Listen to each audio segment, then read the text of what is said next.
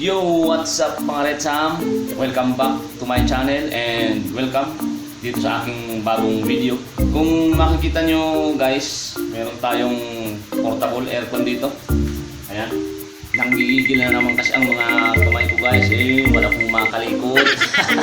So naghanap ako ng pwedeng makalikot na naman guys para hindi tayo maboring dahil lockdown. So ang nakita kong pwedeng kalikutin natin ngayon ay itong aking portable aircon. Kasi guys, ano to? Hindi na masyadong malamig. Saka yung lamig niya, hindi na pantay. Ang lumalabas na lang, bali dito na lang sa side na to yung buga. Dito na lang sa side na to ang malamig. Kasi kung makikita nyo, ayan. Ayan, nagmo-moist na dito. Pero dun sa kabila, ayan, wala yan. Ayan.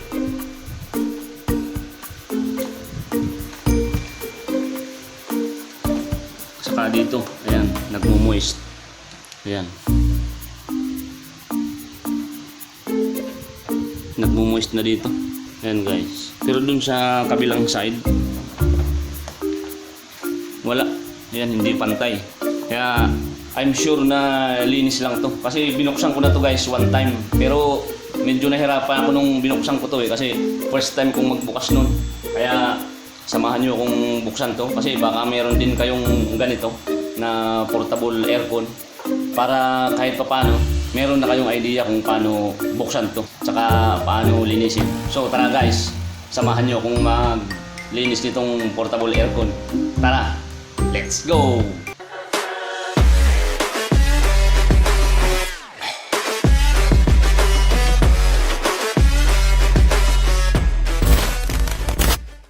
Una nating tatanggalin muna ito yung mga filter nya. Yan, kailangan ring linisin yan kasi medyo may mga alikabok ng dumikit dito.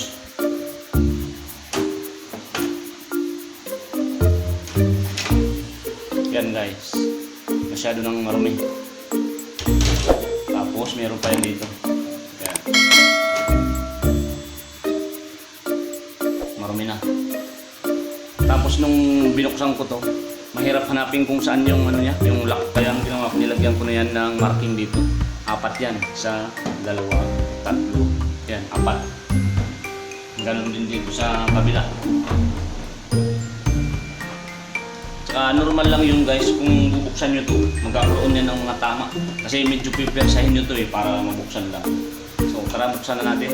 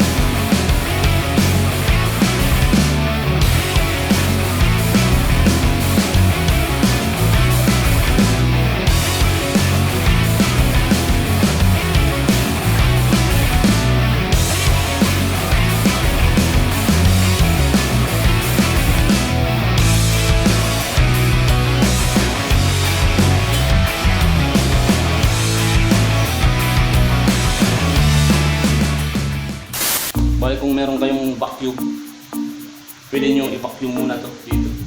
Tapos yung sa part na to. Kasi maraming ano dyan, maraming alikabok. Ayan. Pwede nyo i-vacuum muna yan. Kaya lang ang ginagawa ko dahil wala naman akong vacuum, toothbrush lang ang ginagamit ko dyan. Ayan, ganun din dyan sa loob dito kasi maraming ano yan mga alikabok na dumikit. Yan yung sinasabi ko kanina, pwede nyo i-vacuum muna yan kung meron kayong vacuum cleaner. Pero ako dahil wala akong vacuum cleaner, ginagawa ko, inaano ko na lang yan ng toothbrush toothbrush na lang ginagamit ko.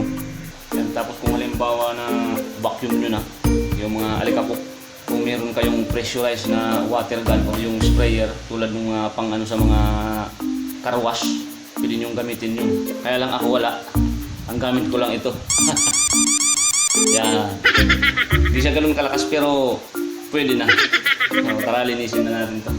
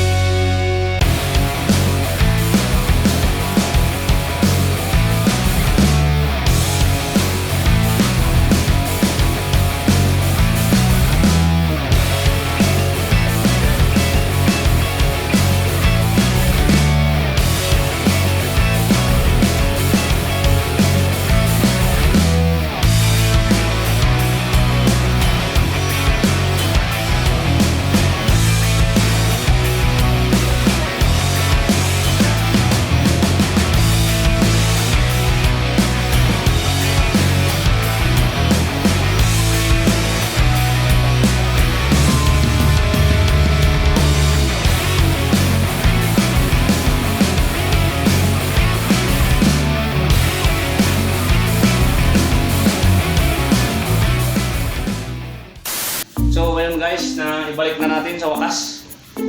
Grabe, nagpawisan ako dun ang init. So tara, let's plug it in. Subukan na natin itry.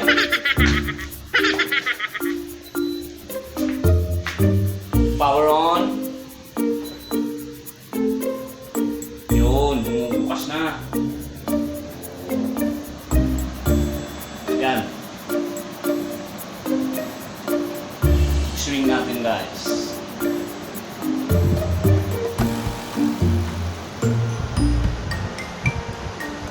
Ayan guys, okay na siya. Pantay na yung lamig niya. Dati kasi yung lamig niya dito lang sa side na to. Dito lang yung lamig na lumalabas. Pero ngayon, ayan. Properly distributed na. Pantay na. So, ayan guys. Okay na ang ating portable aircon. So, sana guys, may natutunan na naman kayo kay Master Dorbus. Ganun lang guys, na kasimple kung paano linisan to. Hindi nyo na kailangang paservisan yan. Pwede nang i-DIY yan. Pwede nang do it yourself. Hindi nyo na kailangan magbayad. Sayang ang pera guys. Kahit nga bata, yung mga kids, pwede yung turuan na gawin yan. Nakita nyo naman yung ginawa ko, di ba? Napaka-simple lang. Toothbrush lang, saka yung maliit na ano ko, na yung dibumbang ganun. Ang ginamit ko na pang-spray dito para malinisan. Yan. Grabe. Lamig. Bigyan nyo nga ako ng jacket. So paano guys, that's all for now muna. And siya nga pala, don't forget to like, comment, and subscribe my YouTube channel. And don't forget to click the notification bell para lagi kayong updated sa aking mga bagong upload na videos. That's all for now mga Retsam. God bless.